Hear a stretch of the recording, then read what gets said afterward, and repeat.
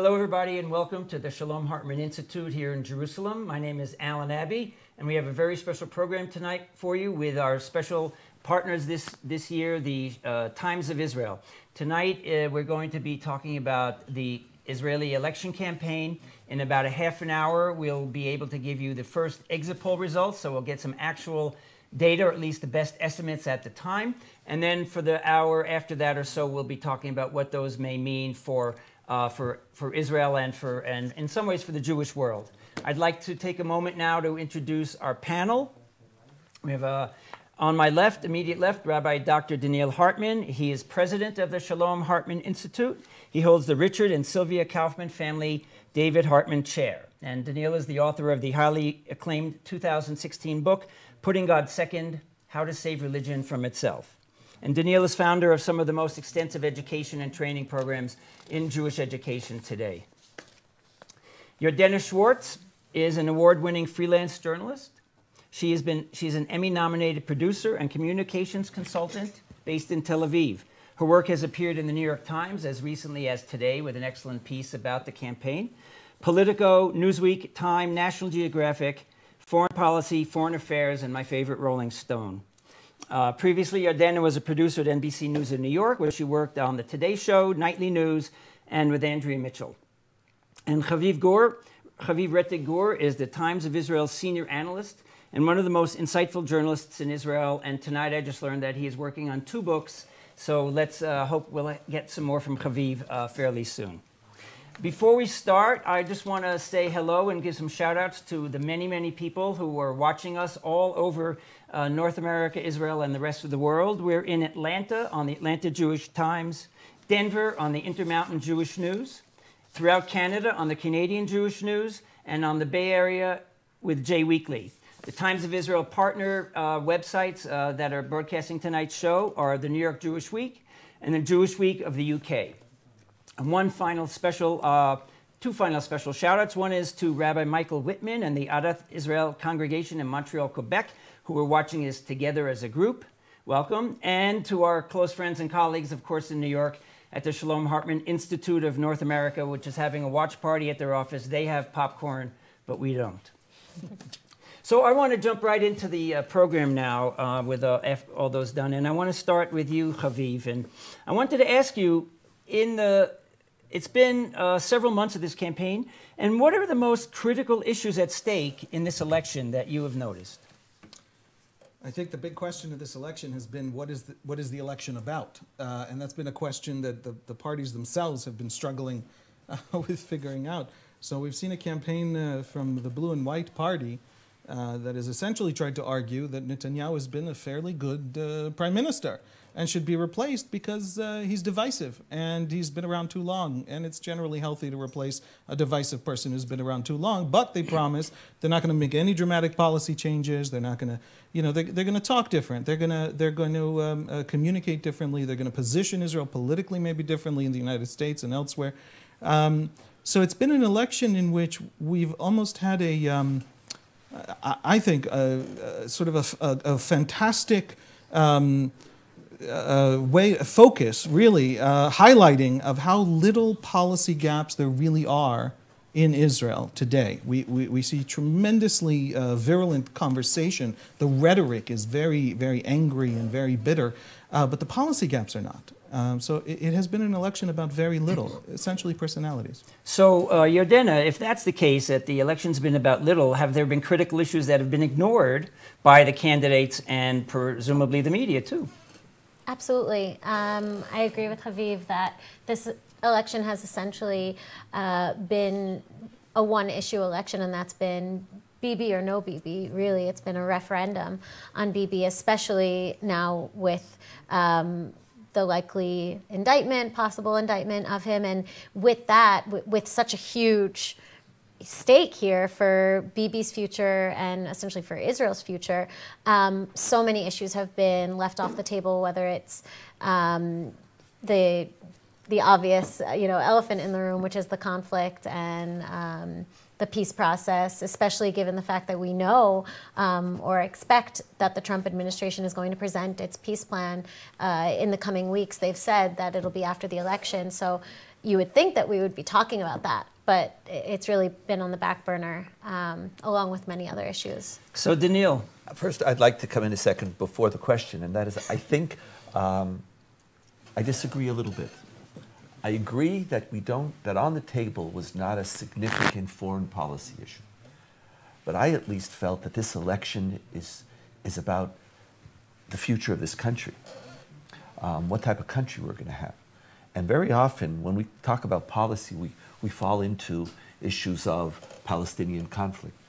But part of what's been going on in this country, in which both I personally and I think many Jews in Israel, many citizens in Israel, and many Jews around the world, is what type of country are we going to be? Are we going to maintain the line between, the legitimate line between between nationalism and not fall into fascism on the one hand? Are we going to be a country in which we have checks and balances, in which the Supreme Court is not going to be able to be overturned by a simple majority? How do we talk to each other? It's a policy question. Do we care about each other? Do we promulgate hate or not? These are questions. That's what the truth is, that keeps me up. Those policy issues keep me up personally, up at night, and I think world Jewry up at night. And not to speak of many of the citizens in Israel, in particular minorities, up at night. It's true that the foreign policy, because it's not in our hands. We don't really know whether we have a peace partner. We don't know whether Abu Mazen, what he's going to do, and we don't know fully. We have ideas about what Trump's going to suggest. But I felt that this was extremely a campaign about the future direction of this country, in many ways on some of the issues that are going to affect our lives more significantly than foreign policy issues. And so if that's the case, Yardena, then what surprised you about the campaign? Was it the lack of the conversation, or was it the subtext that Donniel was referencing? What were the surprises in the campaign for you? So first of all, I'd like to say that I do agree with you that reading between the lines, or looking at how the campaigns acted, rather than what they talked about, but how they talked, did say a lot about how they would govern, really, on all of these issues. So I agree with you that definitely all of that told us what we could expect for the future of Israel, regardless of the outcome. I was very surprised by a few things, one of them being Netanyahu's embrace of the Jewish Power Party, Otzma Yehudit, and the students of Kahana and Kahanism in general. I think until just a few months ago, the idea of this kind of party serving Knesset was almost unthinkable. They were on the very fringes of Israeli politics. And now, regardless of who wins this election, they've been legitimized. And I think that's something I was really surprised by, that Netanyahu was willing to take that kind of risk for his legacy, just for the sake of having as many right-wing votes as possible. That really surprised me.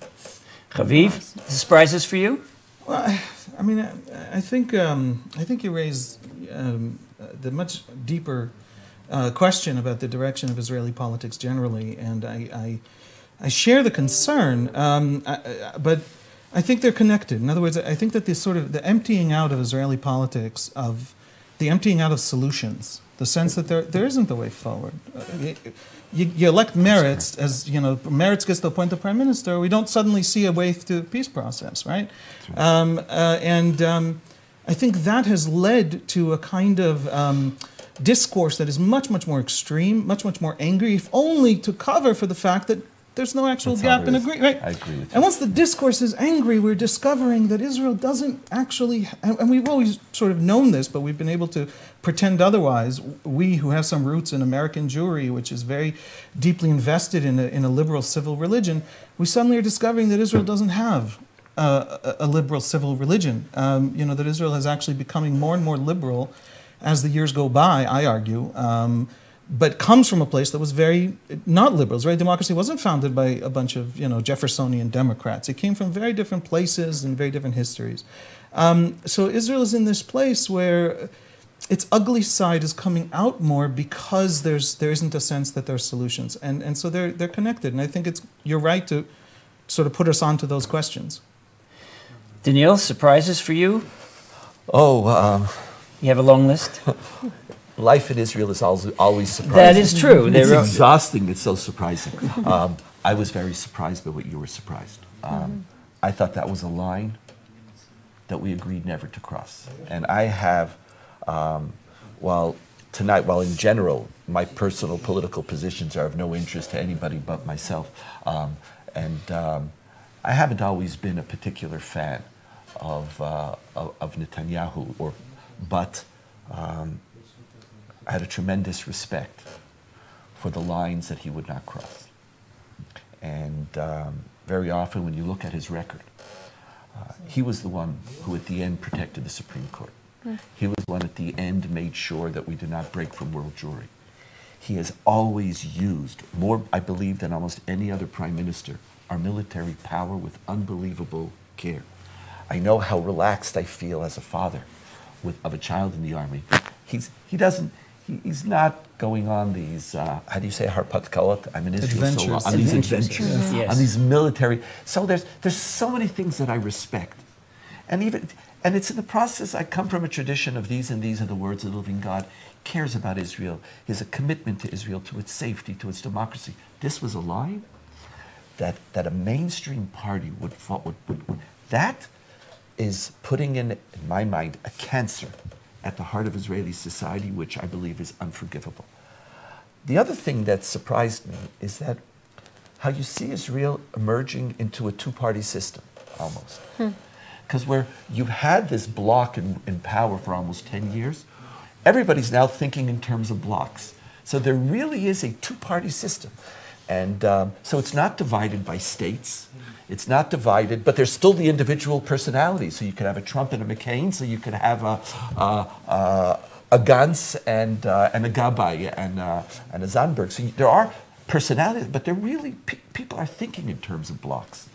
And the thing that didn't surprise me, that I wish would have, is the continual marginalization of Israeli Arabs from that bloc. And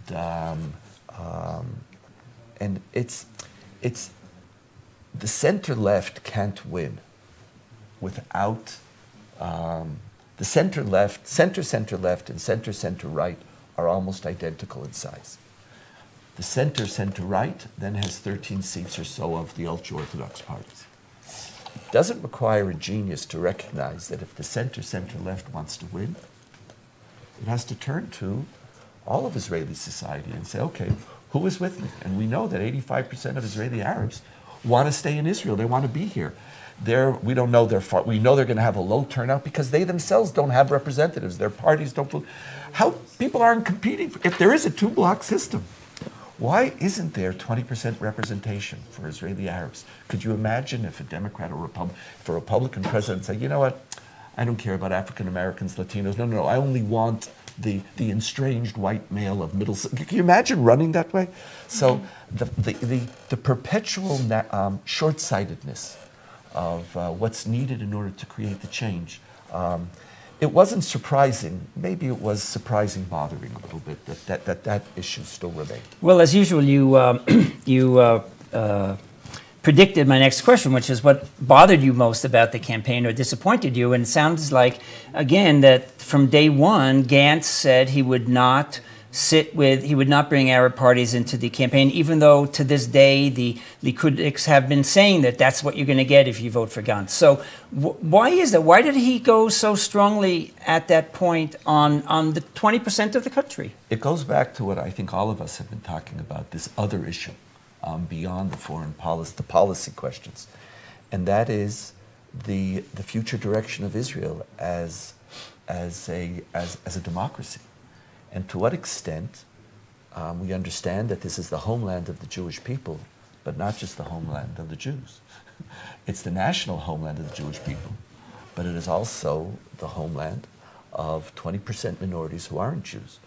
And you almost can't be pro-Israel and admit that there's 20% who are here, who are citizens of this country. The ability of the right to determine that loyalty test.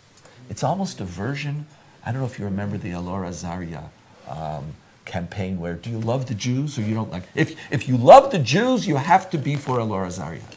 There's a version of that continuing. If you care about Israel, if you care about the Jews, they're outside. And that somebody could come and say, what are you talking about? What's the matter with you? These are our citizens.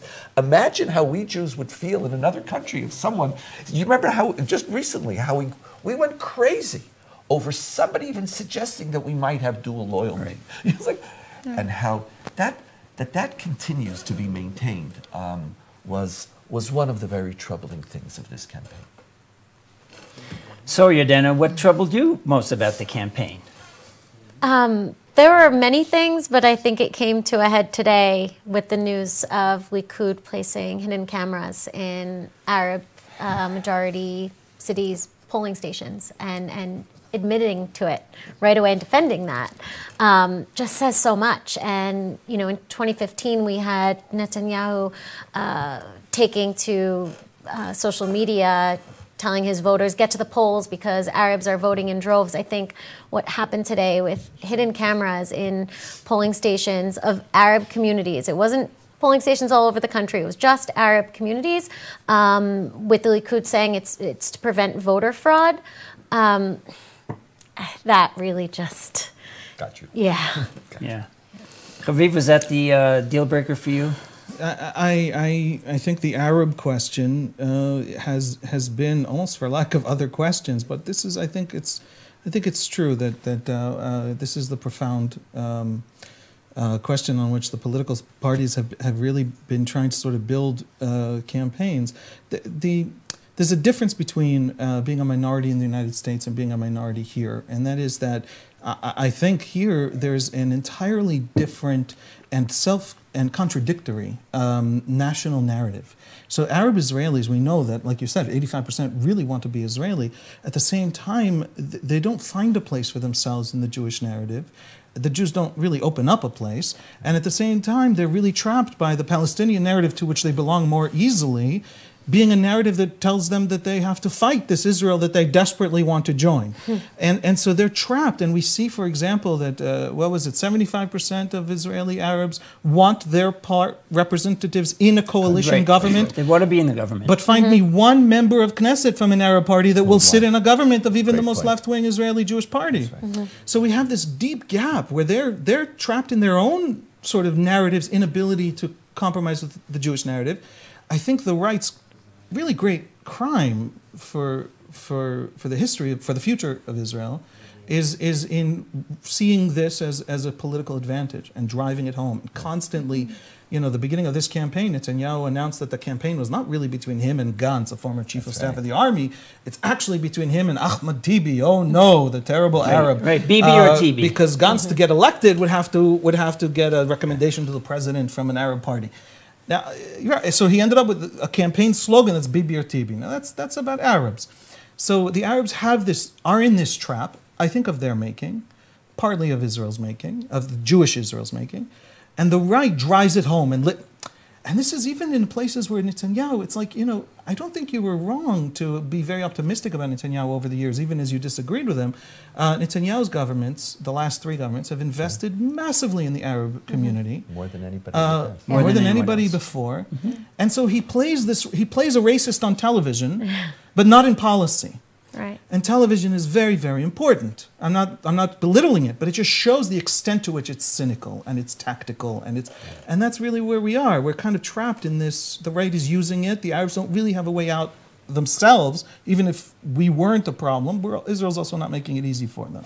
So I think we should go back when we're talking about what's disappointing to what Haviv said initially, and that is the lack of a serious discussion on other policy issues, how flat it was. We have some serious issues on the table. And that you can't get elected by being serious and honest about what you think about Judea and Samaria. That you can't have a serious, honest conversation. Do you want it? Are you a one-statist or are you a two-statist? Are you willing to dismantle settlements? What do you think about A, B, C? Campaigns are also opportunities sometimes to educate. Maybe that's an expression of my ultimate naivete. Granted, I've always been naive. But still, it's whenever we live up to our lowest expectations of ourselves, I am disappointed. And I think this campaign, the avoiding of any serious conversation, is a symptom of being lulled into a status quo. And I think we need from our leaders a serious conversation, or to help elevate the discourse. And so I would add that initial point back to what I felt was also disappointing. Well, about one of the only people who actually brought forth some different or innovative, shall we say, ideas was Moshe Feiglin, who has tried to straddle both ends somehow, and whether we'll find out soon whether he in fact got the as many seats as people are predicting. But he actually, even if you think some of his ideas are wrong or crazy, he actually made his campaign about ideas, and so he was filling a gap perhaps because no one else was talking about ideas. Is anybody? What do you think about Feiglin? Do you think that's true? I beg to differ. I do think that the media in Israel focused more on the circus of it all and less on when anyone did talk about policy. I think people are paying less attention. I mean, at the campaign events I went to, I did hear Gantz talk about policy. I did hear Ayelet Shaked talk about policy, you know, particularly her focus on... She did present policy. Yeah, talking about her efforts to change the Supreme Court. Gantz was talking about efforts to help the periphery look more like the center of the country. So I think there was plenty of policy talk that got less attention, and I think the only reason Feiglin's policy talk got more attention was because it was about legalizing pot, you know, taking over the Temple Mount. It were things that were more sexy or more, you know, sensationalist for the media to pay attention to. But he also obfuscated much of those policies. So while it's all in his book, he then tried to hide them. And I think you could take him seriously as long as you're high. And I think it seems to be that there's a lot of people and then you are high and they say, whoa, now it's going to be legal. So maybe the Temple Mount might be. All that other stuff, that doesn't really matter. You know, we're going to have, there was this tremendous article in Haaretz where that he's all for libertarian ideas and for people picking as long as you are, you don't get to pick if you are if you're LGBTQ, and you're not going to get to pick your identity or education. So on pot, knock yourself out. On state funding, knock yourself out. But on state policy, then he hides it. And if you look at his very clever campaign, so in theory he was about ideas, but at the end, listen, it's that's another part that's disappointing. Maybe people are voting where. Are inebriated in one form or another. Well, we're going to get the first exit polls in a few minutes, but we have it just until then. So, in fact, Haviv, without making this about the media coverage of the campaign, I would say one of my disappointments, it's as always as a former journalist, is that the media didn't do a good job of, in fact, helping people have a discussion and have a conversation. Or would you take issue with that it was really there if you wanted it? You mean forcing the politicians to deal with these? First bringing, right, and staying on message as opposed to getting distracted by the bread and circuses of Feiglin. Yeah, I think we're facing a problem in Israel that is being faced everywhere in the West, which is a kind of professionalization of political campaigning, in the sense that it has become a lot more clever, a lot more scientific, and a lot more manipulative. And so there are campaigns today that have capabilities that they didn't have before, almost really scientifically, to track you, to distract you, to frame the conversation, to decide what the conversation. We saw this constantly with the Likud campaign, certainly, and the attempt with the Gantz campaign. For example, the fact that it strikes me, right, that a lot of young people are going to Feiglin. Because Feiglin is saying things that are so different, a little bit silly, a little bit different, and that's just plain old authentic. And this was a lot of the draw to Donald Trump. If you saw the 2016 Republican lineup, they had these people who trained and practiced for decades on how not to say something. And then came Trump, and he said, "What? Screw you! You're all a bunch of whatevers," you know. And he just said it. He's like the guy yelling at you at a bar. The guy yelling at you at a bar feels So I think that that the inauthenticity, that both have become more manipulative and also more able to use that manipulation. So, for example, we've seen just daily, steady stream of lies, just outright lies, ridiculous things. We now have, right now in the last hour of the campaign, every single party arguing, every single one, that its turnout is desperately low, it's facing catastrophe, it's going to collapse, and if its voters don't come out, it won't be in the parliament. Every single party. Now, it can't be every single party, right? Somebody is lying to us about their internal polls. In Israel, you're not allowed to publicize the polls during the day, so we have to believe these people, or do we? They're all lying to us, and they're lying to us constantly, and nobody even asks if there's... It's not even a question where... Obviously, they're lying. If they happen to be saying something true, it's coincidental. They're only saying it because it serves their purposes. So we have this deeply manipulative political culture, and that's true across the world right now, and a lot of it's driven by the internet and new ways of thinking. Go cover campaigns in that world. And obviously, I think the Times of Israel did it excellently and brilliantly. But I actually think we did very well. We took a lot of steps back. There's a lot of silly back and forth that we didn't cover on purpose. But the problem is deep, and it's about how political campaigns think and talk, and it's about how we react to them, and how the internet's training us to react to them. It's not something that we're going to solve tomorrow, and it's happening in Europe, and it's Brexit, and it's Trump, and it's a lot of other places. So, Donniel, how do we get to, in the next couple of minutes, this is a really easy one for a minute answers, how do we get back to, how do we as citizens insist on our politicians and our media to focus on the issues and have a real conversation? What is there anything we can do, or are we tools of the manipulators behind the scenes? We'll find out in a minute how we voted.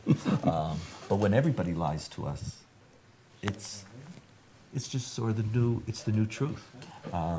Maybe we don't listen anymore. Maybe we filter it in advance, I hope. But our willingness, I know I spoke to a lot of young people, this was their first time voting, and they actually read platforms. And they had difficulty. There were a few parties where you knew what they were going to vote for, what they represented, but most, they're hiding. And they decided that the best way to get the largest number of votes was not to be clear. And a lot of them said, you know what, that's not good enough. But at the end of the day, the beauty of democracy is we do get what we deserve. And we're going to know within a very short time, what is it that we as a society feel that we deserve, and is that good enough? I'm hoping it will be. So here's what's going to happen in the next few minutes, everybody. At 10 o'clock sharp, the polls close. So far, until the last hour, turnout has been somewhat down, and perhaps some of the lower turnout is in part because people are turned off by the lack of something to vote for, somebody to inspire them with lofty terms, and as opposed to being in the gutter. So we'll have the polls close, and as the polls close, today's exit polls will be released, and the 3 Israeli TV networks each conducted their own exit polls, and we're going to be able to get that information to you. Now, I will put a very large caveat in the fact that the last time we had an election, the exit polls did not turn out to be as precise or as accurate as we would have liked. I think technically, if you took the point of a scientific pollster, they were within various ranges of margins of error. But at the early part of the evening 4 years ago, Donniel and I were here at a very similar session. We thought that the result would be quite different from what it turned out to be. And we were under the impression of something of a dead heat between a Labour Party, which is now a smaller, much smaller party, and the Likud. So we're going to give you a very large grain of salt with, take a very large grain of salt with these exit poll results, which should be up in the next couple of minutes. I don't want you to don't want it to raise your blood pressure too much, so you'll have to expect that. And we will also talk knowing that these results may change because, for one thing, most of the votes haven't been counted yet. And second of all, there are many votes that won't even be counted until the end of the night, because there will be votes from soldiers, diplomats overseas, and the outer reaches of the country. We won't have a full count of the votes until probably Thursday, although I suspect we will know the direction everything's going in. And we're not going to predict anything tonight, so we're going to wait on that. Any last words before we get the results? Yardena. I'm looking forward to seeing what happens. I mean, as you said, the exit polls aren't God's word or anything. And last time they were pretty, not too far off, but pretty far off. So nevertheless, I'm excited to see what happens. We have a very first inkling. Blue and white 37, Likud 33. And that's from? Wow. That is from Channel 12's exit poll. We're going to get all those numbers in just a second. We're filling it in right now. Labor 6. Okay, so what we're getting as Haviv is looking at them, from the Times of Israel newsroom, our partners tonight, they're sending us their list of the exit poll results as they're coming out network by network. We'll see even if the networks come close to agreeing. Hopefully we'll have those numbers up for you soon. But Haviv, go for it as long as we're waiting for the graphic to show up on the screen. Okay, here is what we know about Channel 12. We have the Channel 12 exit poll. Likud 33, Blue and White 37, Labor 6, Chadash Ta'al 6, United Torah Judaism 7, Union of Right-Wing Parties 5, New Right does not make it into the Knesset, Wow. Zehut does not make it into the Knesset, Shas 6, Meretz 5, Ra'am Balad 6, Kulanu 4, squeaking in, Israel Beitenu 5. So Zehut, which is the party of Moshe Feiglin, and some people are predicting him perhaps even becoming the second or third largest party in the Knesset. At least if these data hold up, and we'll get the. Could we have the numbers one more time, slower? Sure. Yes. Likud 33, Blue and White 37, Labor 6, Chadash Ta'al 6, United Torah Judaism 7, Union of Right-Wing Parties 5, New Right and Zehut don't get in, Shas 6, Meretz 5, Kulanu 4, Israel Beitenu 5, Ra'am Balad 6. And Gesher doesn't get in either by that. Gesher doesn't get in either. And we have the beginning of the Channel 13 poll. Likud and Blue and White are even at 36. Wow. That's channel 3. Okay, so as we see, we're getting the numbers ready to 40, show you. Even 51. the exit polls aren't in sync, and we'll have That's to remarkable. again, According to 12, Yeah. Netanyahu only has 60. 60-60, with the Arab parties 12. He has 60. The other side has 48. What is it, 48? Right, and with it's a 60-60 split. It's a 60-60 split according to 12. According to 13, which is just coming in, Netanyahu is in much better shape. The right-wing bloc appears to be 66. Wow. So when exit polls disagree to this extent, that tells you how much we have to wait. Yeah. And also an important caveat, the exit polls have to close up by around 8:30, just so that they can then do the numbers and deliver it to the press. So there's an hour and a half of voting not represented here, and that's true of all exit polls last time too. How does 13 get broken down? 36 and 36 between Likud and Blue and White? Labor 7, Chadash Ta'al 7, United Torah Judaism 7, Union of Right-Wing Parties 4, squeaking in. New Right is in, just at 4. Zehut still not in. Wow. Shas 7, Meretz 4, Kulanu 4, Israel Beitenu 4, and interestingly, Ra'am Balad does not get in, and nor does Gesher. Wow. Those are very different results. Yeah. They're very 40. different results. And there's From another one too, right? And there's Coming. Khan that's going to come soon from two extremely competent and respected pollsters. Yeah. The Channel 12 pollsters are Mina Tzemach 50, and Menogeva, 58. very, very Right, 60, mainstream pollsters. And Camille Fuchs, who also does Haaretz's polls, is Channel 13. So we're talking about two very staid and steady pollsters bringing us pretty different numbers at the end of the day.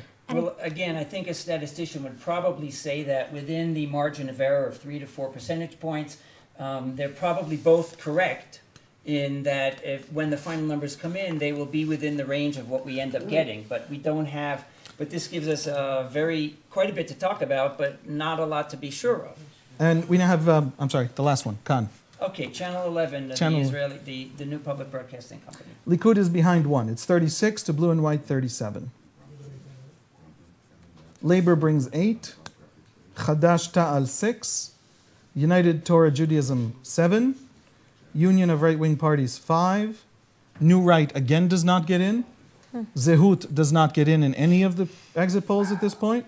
Shas 7, Meretz 5. Ra'am Balad again does not get in. Kulanu 5, Israel Beitenu 4, and Gesher is at 0.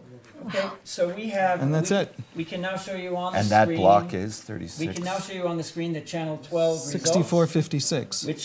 Which is the only one of the three so far that we've seen that has blue and white with a 4-vote gap between them and Likud. That's in fact what Yair Lapid said. If we have a 4-vote gap, we're in, and we're going to be able to put together a government. So since this is one of the possible outcomes, and again, I urge the viewers not to make any bets, not to place any final decisions on this, but if that's the case, if this is the closest, is a 4-vote margin enough to swing some of these sort of center parties like Kulanu over to the blue and white side? Wouldn't they rather be in the government than not be in the government, no matter what Likud says to them?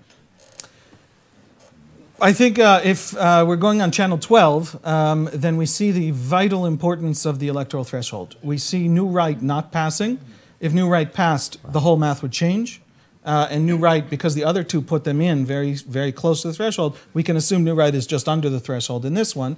And so this could still change. But if New Right really is out, that might give the election to blue and white. I don't think Netanyahu has 61 recommendations to the president, which is how you actually get appointed prime minister by the prime minister designated by the president. So unless I am mistaken, Gantz has a case to the president that he can build a coalition. If he gets the first, the parties now have a week to recommend to the president who they want as prime minister. The president picks one. He can pick any member of Knesset by law. And then there are 45 days plus another 14-day extension. So it's a total of about 69, 70 days in which a prime minister can put together a coalition. At this moment, Gantz has a path in the Channel 12 poll, only in the Channel 12 poll. Gantz has a path to be prime minister. It depends on the president agreeing to give him that chance. And it depends on him pulling in. Look, Israel Beitenu, Kulanu, the Haredi parties, they can all sit with Gantz comfortably, but he'll have to buy them with significant budgets, significant policies. I'll put it this way. Gantz being just a hair's breadth behind being prime minister is bad news for Jewish pluralism if American Jews are worried about that, because it means Haredi parties will just have a sweeping veto on those questions. Okay, so let me just take a second while we prepare another slideshow, just to remind you, if you're not clear on the intricacies of the Israeli electoral system. A party has to get 3.25% of the total vote to get through the threshold so that they will end up in the Knesset, and the minimum number of seats they get, if they get 3.25% votes, is 4 seats in the Knesset. So you have, regardless of which of the polls we're going to show you, a handful of parties that barely squeak in, and as Haviv just said, a couple that are possibly going to not make it, including the New Right Party, formed with quite a bit of fanfare by Naftali-Bennett and Ayelet Shaked, who felt that the party they were in was holding them back, or perhaps they made a miscalculation. So I think we can get another slide up there. Is that correct? Okay, in one more second, we'll have another slide up. So, Donniel, I wanted you to just take a moment also to explain to us, as Haviv started, some of the technicalities here. The president, as I understand it, is not required by any organized formula to follow either the recommendation of the Knesset members who say we want so-and-so, or to pick the party that has the most votes. Traditionally, though, the president picks the party which has the most votes. That's the safest. And he lets the process see itself through. And if he's not able to form a coalition, then he goes, and this is what happened with Tzipi Livni. He goes to the next option, which is able to. It'll be very rare. Let me 1 second and show you that we have channel 13 up that we can put up on the screen for you now. And I'm sorry, go on. Keep going. Sure. There's some really interesting things going on here. I don't see blue and white in almost any scenario being able to form a coalition, because blue-white labor, Meretz, is not going to sit with United Torah and Shas, even though mathematically, Meretz will basically close up shop, and then the numbers change again. The critical question here is whether Netanyahu, between the different polls, has enough to form a coalition and a stable one. And there's a very, very big difference between 60, 66, and 64. Right, we were talking about the other day. The critical issue is who are Netanyahu's coalition partners. What looks to be quite interesting is that it seems to be remarkably similar to the current coalition. The crazies, Netanyahu could not rule with Itamar Ben-Gvir. And he's going to have a hard enough time with Smotrich. But Itamar Ben-Gvir and Zehut together, so even if he had 61, 62, 63, he would basically be ungovernable with a number of new members of Knesset who have policies that even Netanyahu would be uncomfortable with. And so it's if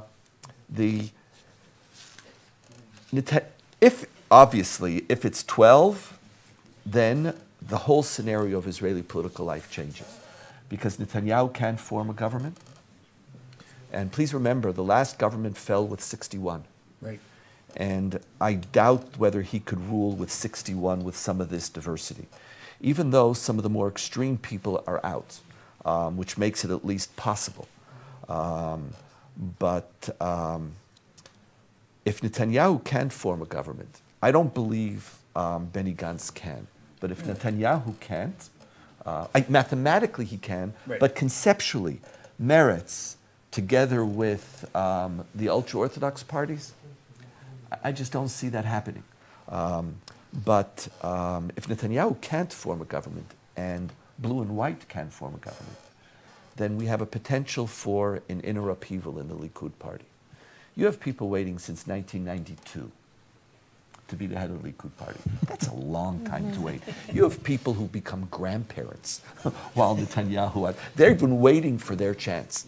And part of the way Netanyahu has ruled is to diminish the place of anybody within his party. This is the first time in Israeli coalition politics in the past in which the governing party did not control the defense ministry, the finance ministry, the interior ministry, the justice ministry, or the education ministry.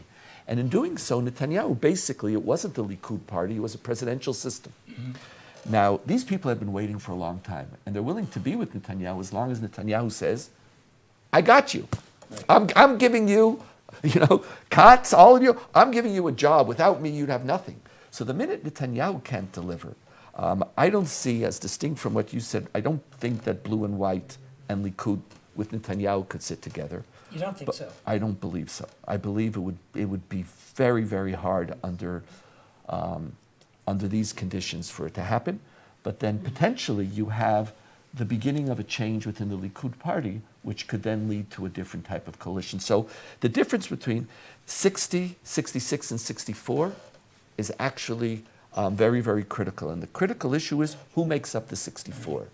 And if the 64 has some of the more radical figures, then even Netanyahu will not be able to put a coalition together with those 64. 66, okay, if that one's right, then he's then we have the same government as we have had over the last 4 years. So we're now going to show you channel Khan, the Israeli Public Broadcasting Authority, which has numbers that are somewhere between the two of the commercial networks.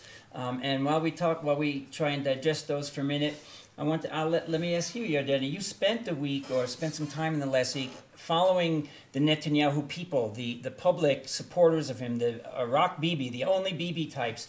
What will they do if Netanyahu fails, if he falls? Where will they go? What will happen to them? Well, to answer that question, and also to go back to something we've been talking about here, just the idea that the new right might not make it into the Knesset, that's huge. And ironically, as you said before, that could really hurt Netanyahu's chances of forming a coalition. Yet it would be Netanyahu's fault that they didn't pass the threshold, because he was the one who said to the right-wing base, don't vote for the small parties. Basically, essentially said, if you're voting right, only vote for Likud, and that might cannibalize the new right and then backfire on him in terms of forming a coalition. So that could really, that's what's sticking out to me right now. Like we said, these results are not final or anything, but even with these, not inconclusive results, that still, we're seeing that across all of these exit polls. We're seeing huge differences in the three, yet all of them seem to point to New Right either not making it into the next government or just getting by. And that would really be Netanyahu's doing, because Shaked and Bennett are stars in the right. And if they don't make it, it really would be because Netanyahu told right-wing voters not to vote for them, essentially. Right. And so that could not just backfire on his chances of forming coalition. If he does, win, it could really, the damage could be lasting in terms of right-wing voters being angry about that, because a lot of people on the right do support Shaked in terms of her work as justice minister. They support the work she's done and want to see her do more to rein in the Supreme Court, because isn't it's a it liberal. interesting that line didn't gain traction. In the campaign it did, you're right. Mm-hmm. You heard a lot of people talking about it. It's one of the slogans of the right. Mm-hmm. We have to save the country from the tyranny of the Barak revolution. We had a revolution, but at the end, with 4 seats, mm-hmm. She's not getting. She's not defense. She's not. She's not justice minister. They're getting 1 ministry mm-hmm. with 4 seats, and Bennett is going to give up the ministry. They campaigned that I'm going to be the defense minister. People didn't buy it. So at the end of the day, did they really care about that issue, or is it just like? Do you remember when, I remember in southern Jerusalem, I thought that Malkior was going to be prime minister because everybody I know voted for Malkior. So, everybody, this was the liberal, or it's like, oh, did you know anybody who didn't vote for Malkior? So is it possible that within a very small, highly profiled, articulate right, this was an issue? But at the end of the day, the country is not that they're for it, but this is not an issue that they're going to vote for. You mean the Supreme Court issue? The Supreme Court issue that Shaked pushed forward, that mm-hmm. both of them put all of their efforts on this. Maybe the country, that's not the issue that's so significant. Yeah. Well, that is significant then, if the push to, concerns people have that Israel is becoming less democratic, and this is a big deal. This push to rein in the Supreme Court has been cited by many as a very strong example of unless the Likud takes it over themselves. But in the past, Netanyahu was the one who always stopped it. Mm-hmm. But he relinquished it. But now he has his own agendas.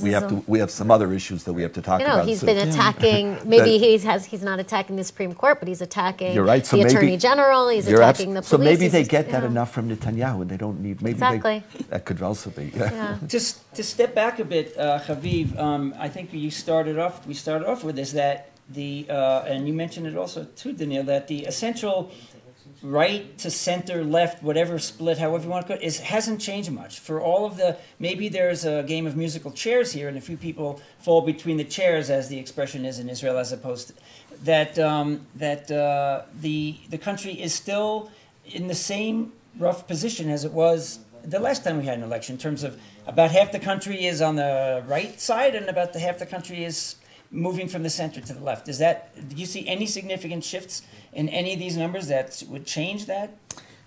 I tell you, I see an interesting, we talked earlier about the collapse of options, or the collapse of substance, of debates about policy, like we had in the 90s, where there were camps debating policy defined by policies. I think what's interesting is if you look at the parties that are either consigned to oblivion or very near, they're policy parties. And the parties that survived are parties that have social groups, social sectors, that much less matters what it is they do, so much as who they represent. So the Jewish home in the union of right-wing parties represents a social group that sees itself as a tribe and thinks it's under attack by other tribes. The ultra-Orthodox parties, the Arab parties, we see Ram Balad actually shrinking, which is fascinating because they represent the Islamists in the Islamic movement, and they represent a lot of the Bedouins who are much more, pre-modern. They're polygamist members of Knesset from the Bedouin towns. So it's a much more traditional society compared to the Arabs of the Galilee, who are more liberal and are represented more in Chadash Tal. But I think what we see here is these people advocating the Supreme Court points, let's be more tough in Gaza. I think it looks as though a lot of voters are generally okay with policy, both on the left and on the right, and kind of want to just side with their, assuming this bears out, side with their social groups. So this is almost a collapse into social groups, sort of a coming home of voters. Since there's no debate in politics, I'll vote who I am. And let me just make one tactical point. There is a coalition. Let's go with Channel 12. It's as good a one to go as any other, and also it's more interesting because there's more options there. No, it's the one that also makes me feel the best. Listen, right? that's it's like I feel nice. That's a legitimate. That's a good reason, that's a legitimate right? reason. It counts for a lot. My mother thinks that when I feel that's good. Yeah, making me feel good. Yes, Meretz won't sit with United Torah Judaism probably, but I'll tell you, Labor sat with the Jewish home in the Netanyahu government just a couple of years ago. Right. And Shas and Kulanu and Yisrael Beitenu sat in a coalition until November, right? Yisrael Beitenu are these hardcore secularists, and the Haredi parties are very, Haredi. But they sit together. There is a blue and white Labor, UTJ, Shas, Kulanu, and Yisrael Beitenu coalition in Channel 12 that's 65. And it's a very comfortable, no less comfortable than everything Netanyahu has been leading for the last 4 right governments. It exists. It's here. I'm not sure what the president wants. I'm not sure what Gantz will achieve. I'm not sure how much he can give away. It's here. The other point is, there's been speculation. Reuven Rivlin, the president, has caused the speculation, has dropped these little hints repeatedly, that he might ask Blue and White and Likud to go together. Look what happens when they go together. I count in the Channel 12 70 seats, Blue and White and Likud. Channel 13 72, and in Khan 73. Now with those numbers, you don't need haven't had numbers like this, by the way. You don't need anything. We haven't had 2 large parties like this. There's a centralization. Again, part of this 2 blocking, you're right. We haven't had those 2. Right. In such and a a national unity government is very hard on the thing that you said, who runs it, who's prime minister, right? Gantz or Bibi. Bibi thinks he's a great statesman. Gantz is barely a soldier. Gantz thinks he's the great hope, right? I don't know if they can replace each other. We might go to the 1980s with the switching out, right? But then what's the deal between Lapid and Gantz, who agree that they're going to switch out? I don't know what happens now. But if they can do that, they don't have to sell it. These are 2 men, Gantz and Bibi, who agree on Gaza, who agree on the economy, who agree on the Kotel Compromise, who agree that people should generally learn English and math after 3rd grade, who agree on all these fundamental social issues that, because you have Haredim in the coalition, and because you have a couple other parties in the coalition, have not been able to move forward for decades. Do you think they'll agree that Netanyahu doesn't have to step down if he's indicted in July, August, September, or October? No. And would Netanyahu agree to something they like are that? capable of agreeing for Netanyahu not to step down until the indictment.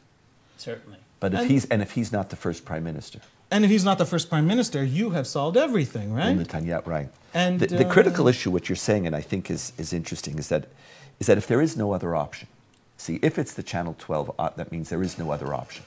That means the other parties, there is nothing else that could happen. What will happen when nothing else is possible? The other thing that might happen is new elections. Yes. In 70 days, nobody does anything. We go to new elections. That could be what happens, and then I suspect turnout will be lower, and campaigns will be angrier, and the differences will be even less. I don't think Netanyahu then will be the head of the Likud party. Really? Because he couldn't deliver? It's time. It's time. Let me say something about this. This is an important point because it's Gantz's campaign, and a lot of people are saying it, and a lot of people in Likud would like to see it. So it's a valid comment. I just want to say about that comment, Likud has had exactly 4 leaders in 72 years. It has had Menachem Begin, Ariel Sharon, Shamir, and Benjamin Netanyahu. In other words, it's not new that Likud has 20-year leaders. Likud has, Labor, by the way, has replaced its leader, by my count, 9 times in 19 years. Right. In other words, Likud really has this deep, deep culture for generations of really sticking in loyally to the leader. So it makes a lot of political sense for Likud to jettison a guy with so much baggage. A lot of the Gantz campaign is driven by Bibi's get baggage, essentially. On the other hand, it's not Likud to do so. So it's something that I don't know if they can do, but I know some of them want to. I just want to say one thing, even though we're not seeing decisive results by any means, if Netanyahu was panicking, and all the news shows that he was panicking, he must be panicking now, because 2 out of 3 of these exit polls show him behind. I mean, that's huge that this newcomer, new party, new politician, Gantz has never served in the Knesset, and that's something that Netanyahu and Likud has just pounded, that he's new, you can't trust him, and yet he's leading, blue and white is leading the Likud, the historic Likud party, the ruling Likud party in 2 out of 3 of these exit polls. Whether or not Gantz in the end does win out, I think that says a lot. That says that voters really are souring on Netanyahu, whether it's because he's been in power for 10 years and Israel doesn't want to be that kind of country that has the same leader for 10 years, and whether it's that or his divisive campaign, his corruption scandals. I mean, it could be so many things, but he must be panicking now. One other thing I would suggest that we watch as the night goes on. First of all, Otzma Yehudit is number 7. Even if they get 2 ministries and replace their ministers with, and the ministers resign from the Knesset. From the Knesset, what is it called, the Norwegian law here in Israel? I believe they'd have to change the law, because Norwegian law currently only, I think, gives them 1. Gives them 1. So even if they change it, either way, first, on behalf of the Jewish people, there's Itamar Ben Gvir is not going to be in the next Knesset if these remain. So if these numbers, we have to watch that, and I think that's a very significant thing. The second thing to watch, and I don't know if your office has, how close is Zehut to the threshold? If Zehut crosses the threshold, it's going to come at the expense of someone in this block, probably Likud. You're not going to have all of them. Someone's either, or maybe Yisrael Beitenu or Kulanu. But Netanyahu could form a coalition with Kulanu and Yisrael Beitenu. If the 4 seats of Kulanu or Yisrael Beitenu get replaced by 4 seats of Zehut, and he's still somewhere, even if he gets to 64, right? He doesn't have, he's lost responsible mainstream people. So I think it's not just to look at the shift between blue and white and Likud, what is the number? It's whether a Zehut gets in, and at whose expense? Because right now the responsible center-right parties are there, and that will change the whole metrics of the coalition formation. So do you have any of those numbers, how close they are? I don't. They're not going to be released, until we have vote released. Exit polls are, are private, and the actual vote data is not going to come out until the early vote data. And they won't share with us. They're a quarter point behind, 1 point behind. I will look for that. I should say that about 5 minutes ago, Netanyahu declared victory, which so did Livni in 2009. It's not necessarily a victory. But he did say the right-wing bloc led by Likud won a clear victory. I thank the citizens of Israel for your trust. I will start assembling a right-wing government with our natural partners. So if the elections were still going on, that would be quite meaningful. So if we were asking what Netanyahu wishes, we have that. So he doesn't want he likes the other 2 polls a little better. Yes. So, but let's step back to something you just said a few minutes ago.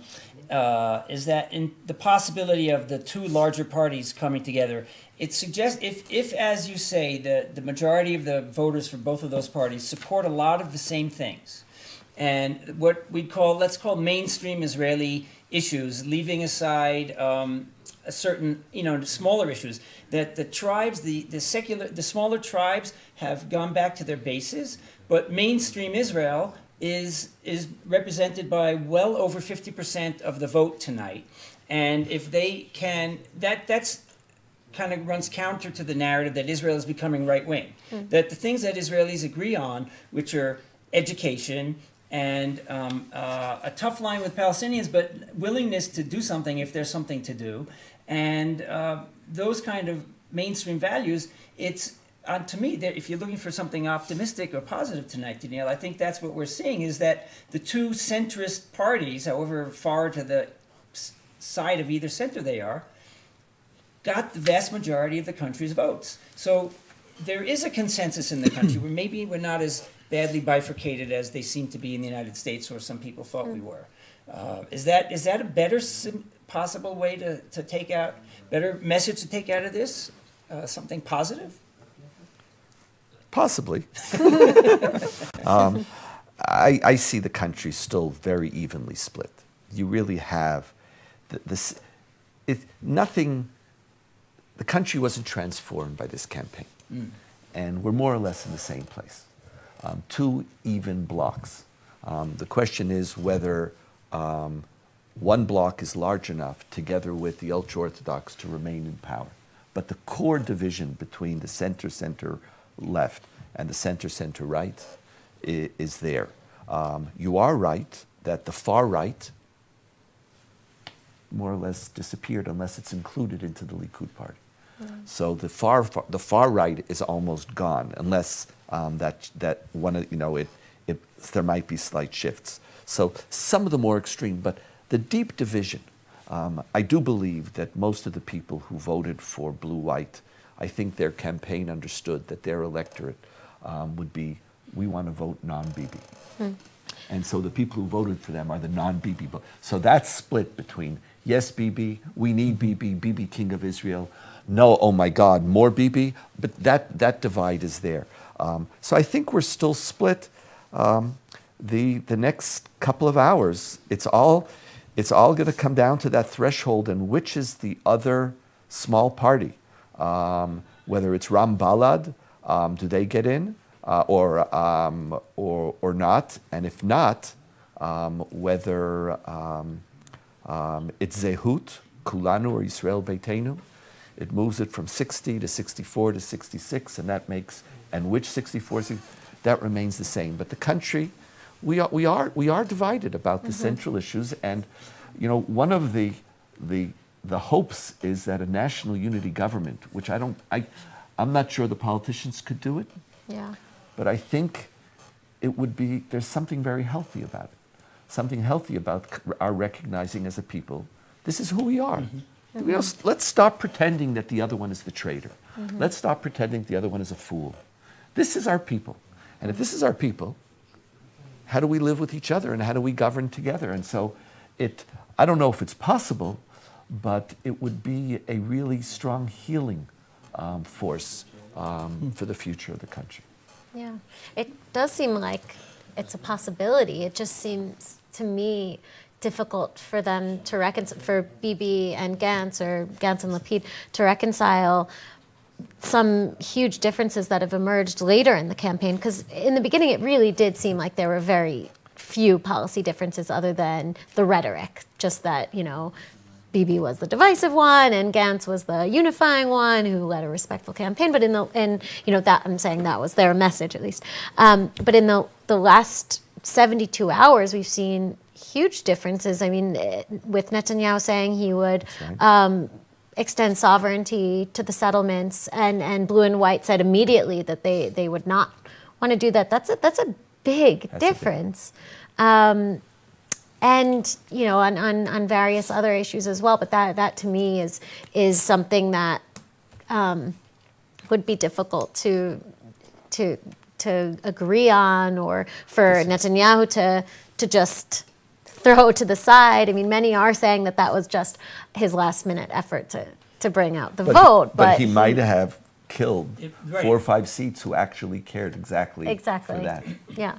because that is exactly what Bennett was running on. Right, and that was his difference. So, That was his we're difference. going We're to gonna do that, whereas Right. Likud won't. But And one campaign lie was enough to potentially decimate that party. And if that's the case, then Netanyahu was never running to annex Area C. He was never running to change that international status quo, which that was not where he was. And now there's no coalition partner who's powerful enough to even force him, or which is even inclined to push such an agenda. Yeah. So, but you're right. But they would have to. So if they would join together, they'd have to separate some of those rhetorics and some of the. But also, there's an ideological issue. Do you sit with a prime minister who's indicted? Yeah. That's also a question about the rule of law. That's about the question of what type of prime minister, what type of country we want to have. It's going to be very, very interesting. Just a few. We're not going to sleep tonight. We're not going to sleep tonight. Well, I may sleep tonight. I don't know about you. But to come back to something we talked about in the first part, which was the willing avoidance of 20% of the country, the Arab Israeli population. If one of their two parties, the more extreme party, doesn't make it in, they're woefully underrepresented, and I don't know how unless they actually turned out to vote for the mainstream parties, which we don't know yet. But so the question is, how are they going to feel after this? What have we done? What has happened to the Arab-Israeli community now, with possibly only 6 seats, technically representing that tribe of Israelis? 2 points. One, according to Ram Balad, they put out a statement that Arab turnout was about 44%. Now, that's Ram Balad. Maybe that's turnout that they saw, maybe that's actual turnout from the polls, because they have obviously observers and representatives in the polls in Arab areas. Arab turnout is low. Also, a lot of pollsters include Arabic speakers, and Arabic speakers are very diverse. The Druze, for example, vote often for right-wing Israeli Jewish parties. So there's a lot of complexity there. I think that, arguably the less representation they have, the less interest, the less sense of ability to be represented in the Israeli body politic, and the less committed they are to the Israeli body politic. So I think that's a dangerous trend. Having said that, Balad and Ram are the problematic Arab-Israeli parties for anyone who hopes for integration and equality and things like that. They literally spit in its face and often don't want it, and demand from the Jews to disassemble the Jewish state. And these are things that you hear in Chadash and Tal, but they're much more gentle, and those are much more of a liberal elite. They want a liberal economy and liberal integration, all these things. So you have these two very different directions of the Arab community. Maybe if Chadash, Tal, the very fact that there's these two equal sort of parts, now we see a leaning toward the more liberals, suggests that maybe this is a sort of Balad Ram not being represented could have a bad fallout in terms of a feeling of belonging, but it could also represent a long-term shift that I think we should see generally as positive. I want to say something painful. The Gutman Center of the Israel Democracy Institute did a poll that they put out, I think, a week ago, in which they showed that Gantz voters were vastly older by decades than Netanyahu voters. At 18 to 25, Netanyahu wins a one-to-one, head-to-head contest for favorability by something like 50 points among 18 to 25-year-olds. Among 65 plus, Gantz wins by 30 points. In other words, and right about 45 years old, Israelis are even. The age is a huge factor. It is not Netanyahu is a grand strategist in the best sense of the term. It is not inconceivable that Netanyahu's feeling now will be, time is on my side, whatever I do, I can't let the left get back in power no matter what, whatever he defines as the left, Gantz. I have to hold this coalition no matter what the coalition is. 5 more years, I only have more voters. 5 years after that, more voters. Young people are more right-wing. There's a price for the left for 20 years hemming and hawing and not having good answers to the crises that Israelis are paying. And that is that there's now a generation of Israeli young people who don't know that the left has any options or answers.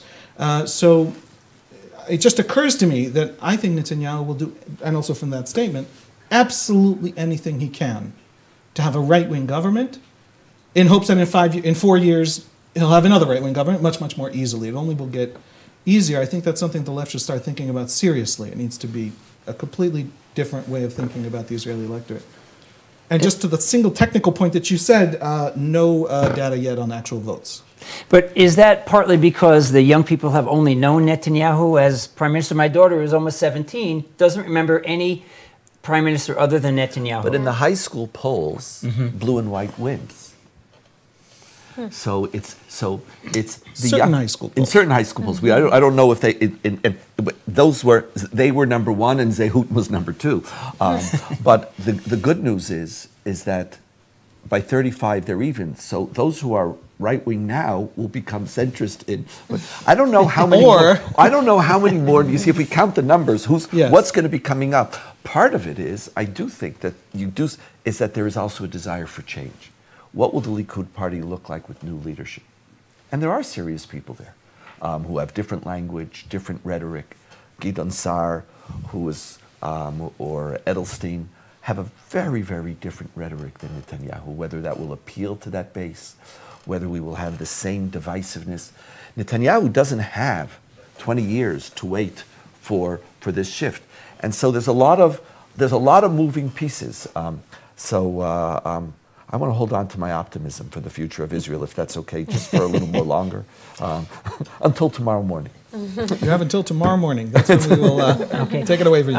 And just a few more questions, because there are some large groups of people that haven't come into our conversation yet that I wanted to make sure we at least take a passing stab at what this election may mean for them. And the first one is, does this election have any impact at all on the frozen peace process, the lack of a peace process, and theoretically the U.S. administration's grand master plan to solve the problem once and for all, the deal of the century, as the President of the United States has said? Donniel, is this move the needle at all in any direction, or are we as stuck, as it were, now, regardless of how it all ends up, as we were before? See, I think within Israeli society, most Israelis are stuck because they don't believe, I'm not saying correctly, but they don't believe we have a peace partner. And most Israelis see the status quo not as something that they have necessarily chosen and idealized, but has been forced upon them, and then they accept reality. In the Middle East, if you're not realistic, you're dead. And so there is that. But within these, if these numbers stay the same, for what seems to be the features of the Trump peace plan, speaking about some form of a Palestinian state in Area A, some access to capital in Jerusalem, something along those lines, the grand ideologues against this are really only the United Right, which are 4 or 5. A strong major, like when we were expecting the New Right, the United Right, Zehut, if they were going to have 15 seats, then the Trump peace plan would be, even any statement of Netanyahu, that I'm willing to consider it, even though Netanyahu is probably hoping that Abu Mazen just rejects it outright, and then he doesn't even have to have a position. But at least in theory, if these numbers sustain themselves, there is room for a serious conversation about it. Because I don't think Netanyahu himself can reject anything that Trump puts forward. He is completely controlled with golden handcuffs. He's there. He got, initially I said, oh, why is Trump recognizing Jerusalem without having anything given in return, or why recognize the Golan Heights? Right now, Netanyahu has invested all of his future with Trump. A Trump peace plan is a plan that Trump has to hail his great friend, unless his coalition made it impossible. This coalition will enable that to go forward. Whether that plan is dead in the water because of the Palestinians or not, that's not in our hands. But this coalition at least enables some form of a plan to enter into Israeli discourse. And to bring it up to the other Jewish world out there, the diaspora Jewish world, Haviv and Yardena, does anything in these results suggest a change one way or the other in the Israeli diaspora relationship? Will this warm up some of the frozen ties that have frozen, or is this a non-issue? Is this not going to change anything significantly? Yardena, what do you think? I honestly think it's too soon to say. I mean, we really have no idea at this point what the next government is going to look like. If only the fact that there are fewer extremists in it than we might have thought. Although United Right does have 7 seats, and that would place, at least on the Channel 13 exit polls, and that would place Itamar Ben-Gvir in the next, not in the next government, but in I forgot the 13. But in the next Knesset. 13 gives them 7? Yeah. Yeah. Yeah. Then that's right. You're absolutely correct. I stand corrected. Thank you. That's okay. No, I'm sorry. 13 I thought gives them had 4. them 4. 13 gives them 4. Somebody gives 12 them. One of gives them gave them 5. 7. No, 5, 4, and Khan 5. gives them 5. 4, Oh. 5, 5. Yeah. Okay. Yeah. The one right next to them I'm is wrong. yeah. I correct my stand Okay. corrected. Yeah. But I would be more Sorry. than happy for you to be right, except for that in this case, I really wouldn't want you to be right So I'm glad. because it has a lot of consequences. Yeah. Yeah. Well, we received a lot of questions from our viewers and in advance, and I think hopefully during that there's some conversation going on, and I would be remiss if we didn't get to any of their questions, although we only have a few minutes left. So I'm going to just take a few from some of our the people who were kind enough to write in, and if I don't get to your question, it's not that it wasn't a good one, it's simply that we didn't have time. So Marlene Thier said, will the results of this affect the Israeli relationship with U.S. President Donald Trump? Is there any rejection of Trump in this, any embrace of Trump in this that we haven't seen before? I don't think Trump really had much to do with this campaign, except in those steps that he took to sort of the timing of all these different steps that happened right up at the election campaign to show Bibi is a really tough guy. I think that maybe ironically, if Trump does want to push forward on this peace plan and needs after the election to show the Palestinians that he's significant and not just handing all these gifts to the Israelis, that he's in a very powerful position to do so. He handed the Israelis the Golan. He can take it away. In other words, these are White House decisions. These are not things Israel has pocketed forevermore. On Jerusalem, there's a bit more of a problem because there's a law that he can't reverse, but he can do other things just to sort of bother Netanyahu and strengthen the Palestinians. For example, he can declare the same embassy to Israel in Jerusalem to be the embassy to the state of Palestine. That's not something that he would in any way be prevented from doing. So there are all these steps that Trump can take to pull back all these gifts he has lavished on Netanyahu. The question is, does he want to? The question is, has he been acting from a personal sense? He sometimes just acts out of instinct. Or is he acting because he has a strong evangelical base that he's catering to, and then he would be much more limited? So these are questions. Trump could be very powerful in siding with the Palestinians and advancing a peace plan that they might be able to trust if he wants to. But I'm not sure that's the case. And several of our viewers asked the question. I'll phrase it and I'll paraphrase it for you because they got at it in different ways. Is Israeli democracy in danger? Do the results of this election show a continued or a greater danger to Israeli democracy? Donniel. I think quite to the contrary. I think the greatest forces against Israeli democracy lost tonight. They might just squeak in, but they definitely lost. Other than the ultra-Orthodox parties who are part of our story all along. But at the same time, I have this experience, I've been voting now for many years. And some of my favorite times in Israel is as a voter. With all the hatred, with all the rhetoric, you still go to your polling station and everybody lines up respectfully. Everybody, no one asks each other what you're voting. There was somebody campaigning outside and they were immediately removed. So this vote represents a vibrant democracy. And I think most of the mainstream